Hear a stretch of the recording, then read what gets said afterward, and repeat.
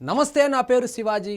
Welcome to our channel. నిన్న ఉండి నియోజకవర్గం ఆకివీడు ఏదైతే ఉందో అక్కడ తీవ్ర ఉద్రిక్త పరిస్థితులు నెలకొనింది. శ్రీరామనవమి సందర్భంగా పూజల నిమిత్తము ఉపసభాపతి రఘురామకృష్ణంరాజు గారు ఒక రామాలయం దగ్గరికి వెళ్తే అక్కడ చోటు చేసుకున్నటువంటి ఆ ఘర్షణ వాతావరణం ఏదైతే ఉందో అది చిలికి గాలివానలాగా మారి ఇప్పుడు దాదాపుగా 57 మంది మీద కేసులు అయితే బుక్ చేయడం జరిగింది. సో అసలు ఏం జరిగింది అనే విషయాల్లో లోపలికి వెళ్లే ముందు సాక్షి పేపర్లో ఏమొచ్చిందో చూద్దాం రండి. రఘురామ పర్యటనలో టెన్షన్, మంది మార్బలంతో డిప్యూటీ స్పీకర్ హడావిడి. సో ఆయన శ్రీరామనవమిని పురస్కరించుకొని అక్కడ పూజ చేయడానికి వెళ్తే మంది మార్బలంతో, అంటే ఇంకా ఆయన ఉపసభాపతి కాబట్టి అక్కడ లోకల్ ఎమ్మెల్యే కాబట్టి ఆయన వెళ్తూ ఉంటే అనుచరులు కూడా వెళ్ళడం సహజము. దాన్నేమన్నాడు, మంది మార్బలంతో. దీన్నే మంది మార్బలం అంటే జగన్మోహన్ రెడ్డి గారు ఫంక్షన్లకు వెళ్ళేటప్పుడు జన సమీకరణ బల ప్రదర్శనతో వెళ్ళేదాన్ని ఏమనాలి? దాన్ని ఏమనాలంటే ప్రజల గుండెల్లో ఇంకా జగన్మోహన్ రెడ్డి గారు బతికున్నారు కాబట్టి స్వచ్ఛందంగా కదిలి వస్తూ ఉన్నారని రాసుకుంటారు. కానీ రఘురామకృష్ణంరాజు గారి వెంట ఒక 10 మంది వెళ్తేనేమో మంది మార్బలంతో డిప్యూటీ స్పీకర్ గారు హడావిడి చేసినాడంట. మరి జగన్మోహన్ రెడ్డి గారు చేసేదేంటి? మరి ఇక్కడ చూడండి, ఆకివీడి పెదపేటలో తీవ్ర ఉద్రిక్తత, రఘురామ అనుచరులు దాడి చేశారంటున్న దళితులు. దీనికన్నా పెద్ద భూతి ఏమైనా ఉంటుందా? ఇప్పుడు అధికారంలో ఉన్నది కూటమి ప్రభుత్వం. సాక్షాత్తు డిప్యూటీ స్పీకర్ హోదాలో ఉన్నటువంటి వ్యక్తి అధికారంలో ఉన్నప్పుడు సో ఈ మంది మార్బలంతో వెళ్ళి దళితుల మీద దాడి చేసేంత ఉంటుందని మీరు భావిస్తున్నారా? సో అధికారంలో ఉన్న వాళ్ళు ఎప్పుడైనా గొడవలు పెట్టుకోవడానికి చూస్తారా? అధికారంలో ఉన్న వాళ్ళు గొడవలు సద్దుమనగాలి, ప్రభుత్వానికి చెడ్డ పేరు రాకూడదనేసి వాళ్ళు పాకులాడుతారే కానీ ఈ విధంగా గొడవలకు వెళ్ళే సంస్కారం బేసిక్గానే రఘురామకృష్ణంరాజు గారు చాలా మృదు స్వభావి. అలాంటి ఆయన పోయి అంట అది కూడా దళితుల మీద దాడి చేశాడని చెప్పి రాసుకున్నారు. పలువురికి గాయాలు, పోలీస్ పికెట్ ఏర్పాటు, 57 మందిపై పలు కేసులు నమోదు చేసిన పోలీసులు. సో రఘురామకృష్ణంరాజు గారు అక్కడికి వెళ్ళేక ముందే అక్కడ ఆయుధాలు ఎక్కడి నుంచి వచ్చింది? ఇది ఖచ్చితంగా ప్రీ ప్లాన్డ్. ఆయన శ్రీరామనవమి రోజు అక్కడికి రాబోతున్నాడని తెలిసి వాళ్ళ మీద, ముఖ్యంగా కూటమి కార్యకర్తల మీద, రామభక్తుల మీద దాడి చేయడానికి వాళ్ళు ముందుగానే ప్లాన్ వేసుకొని వైఎస్ఆర్సీపీ పార్టీ సహాయంతో. సో ఇక్కడ చూడండి, ఇంకా చూడండి లోపలికి వెళ్తే ఏం రాసినాడు.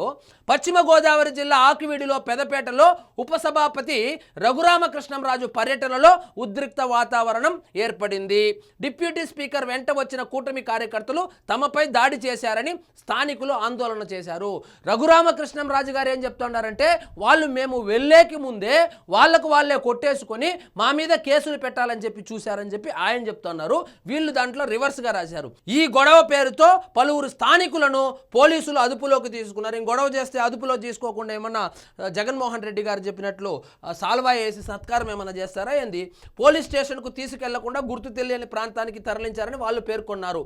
ఇక్కడ మీరు జాగ్రత్తగా వినాలి. ఆకివీడిలోని పెదపేటలో దళితుల నివాసాల మధ్య ఉన్న ఒక ఆలయంలో రఘురామకృష్ణంరాజు పూజలు చేయడానికి శుక్రవారం వచ్చారు.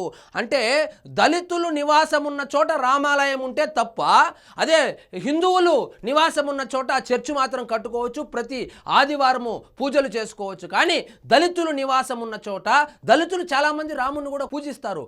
కానీ ఇక్కడ వీళ్ళు ఏంటంటే మతం మార్చుకున్నటువంటి వాళ్ళు ఉన్నారు కదా, వాళ్ళకు వచ్చినటువంటి బాధ ఇదంతా. సో ఆయన ఏదో అక్కడ దళిత నివాసాలు ఉన్నంత మాత్రాన అక్కడ రామాలయం ఉండకూడదని ఎక్కడ రాజ్యాంగంలో రాసి ఉందా?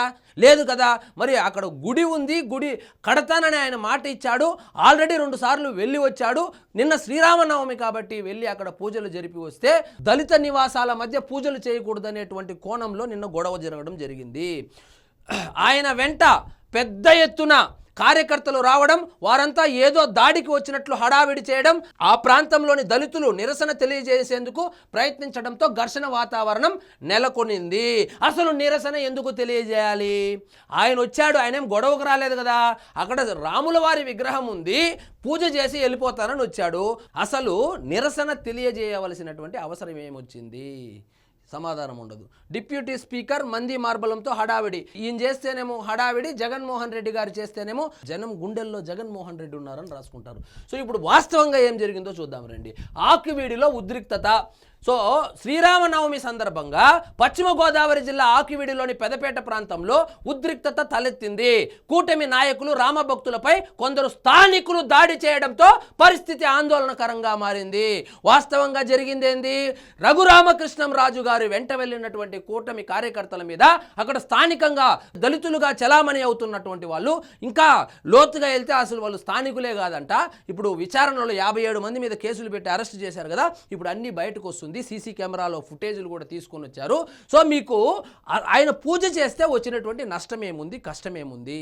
సో జగన్మోహన్ రెడ్డి గారు ఏ విధంగా జనాల యొక్క మైండ్ సెట్ని మార్చేసినారో ఈ ఘటన ఒక మచ్చుతునక. కొన్ని రోజులుగా పెదపేటలో ఆలయ పనుల పునర్నిర్మాణంపై వివాదం నడుస్తోంది. ఈ నెల 8న ఉపసభాపతి రఘురామకృష్ణంరాజు ఆ గుడిని సందర్శించి రామాలయ పునరుద్ధరణకు ప్రకటన చేయగా స్థానికులు వ్యతిరేకించారు. ఎందుకు వ్యతిరేకించారు? రామాలయం ఎందుకు కట్టకూడదు? దళితులు ఉన్నారంట, దళితుల వాడల మధ్యలో రామాలయం కట్టకూడదంట. హిందూ జనాలు ఉన్న చోట చర్చి కట్టుకోవచ్చునా? సో ఇది మనకు రాజ్యాంగం కల్పించినటువంటి హక్కు. గుడి కానీ, చర్చి కానీ, మసీదు కానీ ఎక్కడైనా కట్టుకోవచ్చు, పర్మిషన్లు తెచ్చుకొని ఎక్కడైనా కట్టుకోవచ్చు. వ్యతిరేకించడానికి వాళ్ళెవరు? ఇదంతా రాజకీయ కుట్రలో భాగంగానే జరిగింది.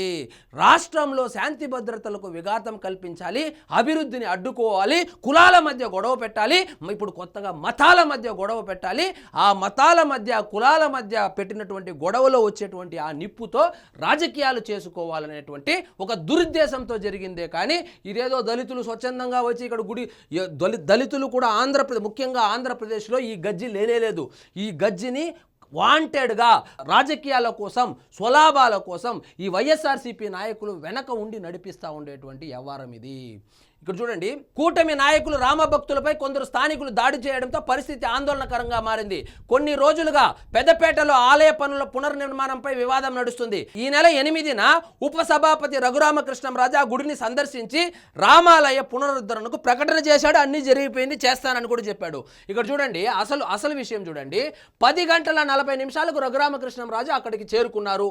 అప్పటికే గుమికూడిన స్థానిక యువకులు, మహిళలు రఘురామతో పాటు వెంట వచ్చిన వాహన శ్రేణిని అడ్డుకొని నిరసన తెలిపారు. ఆయన గొడవకు కదా వచ్చింది. ఆయన వచ్చి ఒక దీపం పెట్టి ఒక పూలమాల వేసి మొక్కొని శ్రీరామనవమి కాబట్టి రాముల వారి ఆశీర్వాదం తీసుకొని వెళ్ళిపోతాడు. దానికి గొడవ చేయడమేంది, ఆందోళన చేయడమేంది? పోలీసుల భద్రత మధ్య ఆయన ఆలయంలోకి వెళ్ళారు. పోలీసుల భద్రత మధ్య ఆంధ్రప్రదేశ్లో ఒక ఉపసభాపతి వెళ్ళాలా? సో దీని వెనకాల రాజకీయ కుట్ర కోణం లేదంటారా? కాబట్టి ఖచ్చితంగా ఇది రాజకీయ కుట్ర కోణంలో భాగంగానే రాష్ట్రంలో శాంతి భద్రతలకు విఘాతం కల్పించడానికే వీళ్ళు వాంటెడ్గా కర్రలకు ఆ ఇనుప చువ్వలు ముందుగానే వాళ్ళు అరేంజ్ చేసుకొని వచ్చి తల పగలగొట్టారు. గొంతెనమ్మ నందీశ్వరుడికి మాత్రమే పూజించాలంట, రాముడికి పూజించకూడదంట. వాళ్ళ డిమాండ్ చూడండి. ఇక్కడ పోలీసు భద్రతల మధ్య ఆలయంలోకి వెళ్ళారు. గొంతెనమ్మ నందీశ్వరుడిని మాత్రమే పూజించాలని, సీతారాములకు పూలమాలలు వేయొద్దని వారు డిమాండ్ చేశారు. చూసారా? అంటే నందీశ్వరుడికి, గొంతెనమ్మ ఈ 2 విగ్రహాలకు మాత్రమే పూలమాలలు వేయాలి, సీతారాములకు పూలమాలలు వేయకూడదంట. శ్రీరామనవమి రోజు సీతారాములకు పూలమాలలు వేయకూడదని చెప్పి డిమాండ్ చేశారంట. కాబట్టి ఇదేదో స్థానికులు ఏదో తెలియకుండా చేసింది కాదు. దీని వెనకాల ఖచ్చితంగా రాజకీయ కుట్ర ఉంది. రాష్ట్రంలో కులాల మధ్య గొడవ పెట్టడానికి, మతాల మధ్య గొడవ పెట్టడానికి, శాంతి భద్రతలకు విఘాతం కల్పించడానికి వేసినటువంటి ఇది పక్కా ప్రణాళికగా తెలుస్తోంది. సో మొత్తం బయటపడుతుంది.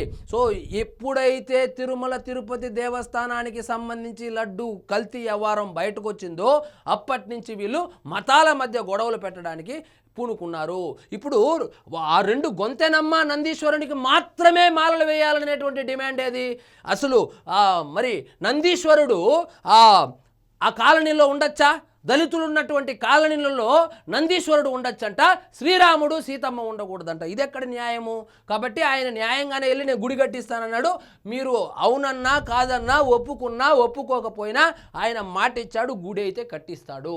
కాబట్టి స్థానికులు కూడా గుర్తుపెట్టుకోండి, ఈ రాజకీయ క్రీడలో మీరు పావులు కావద్దండి, అనవసరంగా కేసుల్లో ఇరుక్కోవద్దండి. వాళ్ళు బాగానే ఉంటారు, వెనకాల నుంచి ఎవరు నడిపిస్తున్నారు? స్థానికేతరులకు అక్కడ ఏంటి పని? ఇక్కడ చూడండి, స్థానికేతరులు వచ్చారంట.